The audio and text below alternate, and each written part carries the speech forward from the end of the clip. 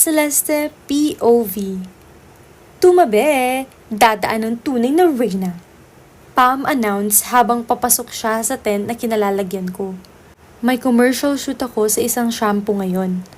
Ako man ang First Lady aka Madam President ng bansa, hindi ko basta-basta mapapabayaan ang trabaho ko bilang celebrity. I am bound sa mga kontrata na will cost millions pag sinira ko. FYI, hindi ako mayaman dahil to be honest, all of my money goes to my parents' medication. Pinag-iipunan ko ang lahat para sa kanila. Nag-iisang anak na lang ako at hindi kami mayamang pamilya. I try to save up for them. Pam, I missed you! Sabi ko at niyakap ang manager ko. Isang linggo mahigit na ako sa palasyo at take note, para akong naglalakad sa itlog dahil totoo ngang tumira ang half-sister kong akala mo ubod ng ganda doon. You look stressed. Kumusta ka ba dun? Pam asked me as we sat down. May mga naka-assign sa aking PSG to guard me. Sinabi ko na kay Vincent na wag na sana kasi may security naman kami sa shooting venue pero still pinilit niya. Not that he cares, no? Para bantayan ako kung may gagawin akong kalokohan na ang wording niya nga ay makasisira ng reputasyon niya. Selena won't stop bugging me. I can't eat properly. Imagine, sabay kaming kumakain na tatlo while pasimpleng nilalandi ni Selena sa harapan ko si Vincent. Nakakabwisit, sobra. Minsan, gusto ko sa kanyang itarak yung tinidor ko eh. Nakakabwisit or nakakasakit? Pam held my hand. You can always be honest with me, diba? Yumako ako at tinignan ng magkahawak naming kamay. The closest person aside from my family is Pam and Primo.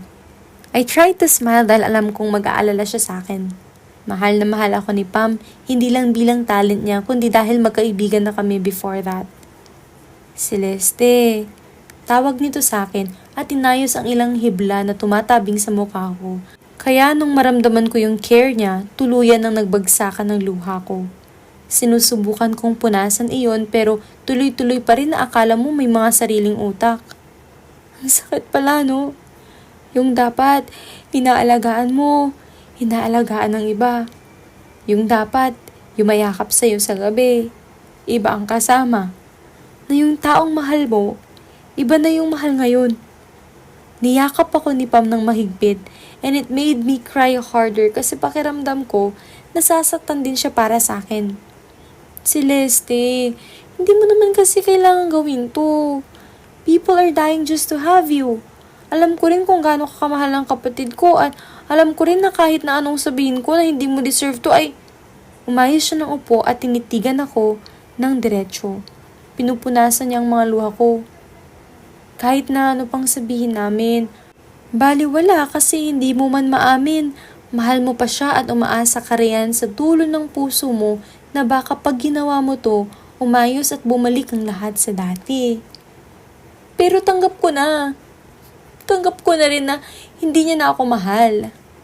Alam ko rin na si Selena na yung nasa puso niya ngayon.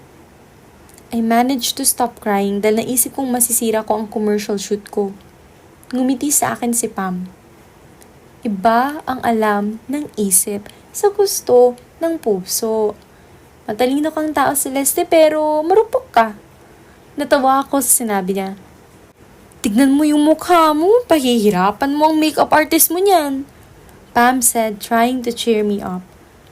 Ang nag-iisang shampoo para sa buhok ko. Subukan ang fresh with its new scent. Nahinto ako sa pagsasalita nang biglang bumuhos ang malakas na ulan out of nowhere.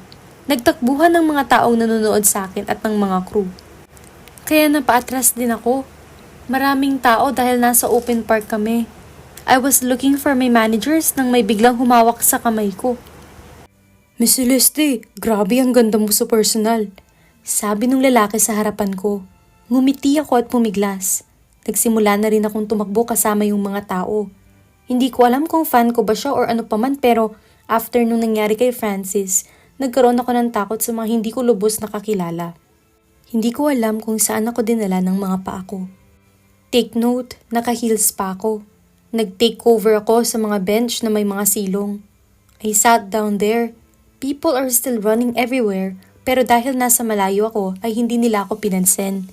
This was my life nung umiikot pa ang mundo namin sa isa't isa. Ang pangarap ko nga lang ay isang simpleng may bahay. Hindi ko talaga naisip na sa ilang taon naming magkahiwalay ni Vincent ay tutuloy siya sa pagpasok ng politika. 3 buwan. Yun ang napag-usapan naming haba ng pagpapanggap namin bago tuluyang maghiwalay. Ang plano, after 3 months, lilipad ako papuntang ibang bansa and Vincent will say he sent me there to ensure my safety. Pero bibilang lang konti ay maghihiwalay na kami. Laging si Selena ang kasama niya sa lahat. Sa lakad, sa meetings, sa press con. Hindi ko nga alam kung pati sa kwarto ay magkasama sila dahil ayoko nang alamin pa. Ang dami kong iniisip sa maghapon na iyon at hindi ko napansin na tumila na pala ang ulan at madilim na. Gusto ko man bumalik sa dati ay siguro hanggang hiling na yun. Umaasa rin ako na sana maubos na rin ang lahat ng pagmamahal ko sa kanya. Tumayo ako nang makita ko ang grupo ng kabataan na dadaan kung saan ako nakapwesto kaya napagdesisyonan kong umalis doon. Hindi ko alam kung nasaan ako. I've never been good sa direction. Hindi ko alam kung paano babalik sa set. Kung nasaan ang manager or ang mga PSG ko. Wala akong dala na kahit na ano. Wala akong cellphone na pwede silang tawagan. I was walking nang madaan ako sa isang open garden. Tahimik sobra doon at hindi madilim dahil may mga ilaw na nakapalibot sa mga halaman. Natuwa ako nang may makitang bench sa gitna. Pumasok ako sa gate na iyon and I sat down sa bench na iyon. Ay, nakakapagod maging artista pero mas nakakapagod ang mga nangyayari ngayon. Ang aking asawa ay umiibig sa aking stepsister at pinagtatakpan pa sila. I decided na isandalang batok ko sa bench na yun at tumingala sa langit. Masyadong cloudy pero kitang-kita ko ang buwan. Naalala ko ang gabing nagsasayaw kami sa ilalim ng liwanag ng buwan pagkatapos ng aming kasal. Vincent, how can you do this? Tanong ko doon sa buwan na para bang nakikipaglabanan ng titig sa akin. Bumalik ka na lang sa dati. Kasi hindi ko alam kung mahihintay pa kita. Ipinikit ko ang mata ko at hindi ko alam na dahil siguro umaga pa lang nagsushoot na ako, ay nakatulog ako sa pagod. Nagising ako sa mga patak ng tubig sa mukha ko. Mahinang-mahina iyon hanggang sa unti-unting lumakas. Umuulan na naman pala, pero wala akong lakas para iwasan iyon. Nanatili akong nakatingala sa langit. Parang ulan na to. Kahit anong iwas ko, naaabutan mo pa rin ako, Vincent. Na kahit ayoko sa ulan, pinapayapa pa rin nito ang puso ko. Payapa ang puso ko kapag nasa tabi kita. Pero hanggang kailan ka nasa tabi ko? Tumayo ako at tumingala sa langit. Tuluyan ang natatabunan ng makakapal na ulap ang buwan. I close my eyes. I don't wanna cry. Masyadong maganda ang paligid ko para mag-emo ako at wala si Pam para patahanin ako. Patuloy na lumalakas ang ulan at nakapikit pa rin ako. Hinahayaan kong damahin ang bawat patak nito. Payapa ang lahat hanggang sa hindi ko na maramdaman ang pagpatak ng ulan sa mukha ko. Rinig ko pa rin ang buhos kaya dumilat ako. Sa ilalim ng liwanag ng buwan, my eyes was met by the most wonderful pair of green eyes I've known. May hawak siya na payong na nagko-cover sa aming dalawa. Nakasuot pa rin siya at seryosong nakatingin sa akin. Celeste. Vincent? Hindi ko alam kung gaano kami katagal nagtitigan, pero ang alam ko sa oras na iyon, parang nabibingi ang tenga ko sa lakas ng kabog ng dibdib ko. Nasa likod ko siya at halos magdidikit na ang katawan namin. Huminga ako ng malalim at nag-iwas ng tingin sa kanya. Humarap ako at lumayo sa kanya pero mabilis siyang nahawakan ng braso ko at hinatak ako papalapit para magkasya kami sa payong. Alam mo bang kanina ka pa hinahanap ng lahat? Akala ko kung ano nang nangyari sa'yo. I was in the middle of the meeting tapos makaka-receive ako ng phone call na nawawala ka. Vincent told me. Pero tinitigan ko siya ng ilang segundo and he gave me a confusing look. Hindi mo kailangang iwanan ang ginagawa mo para sa akin. Kasal tayo sa papel pero normal na tao lang ako sa'yo. Kaya hindi ko maintindihan kung bakit ka nagagalit. Sagot ko. You don't have any idea what I had to drop just to find you. At bakit? Bakit mo gagawin yun? Bakit gagawin ng presidente ng bansa iyon sa isang tulad kong, dahil asawa kita. Alam ng lahat na dapat ikaw ang una sa priority ko. Ako nga ba? Ako nga ba? Asawa ba talaga ako? Ako ba yung priority mo or yung ego mo at si Selena?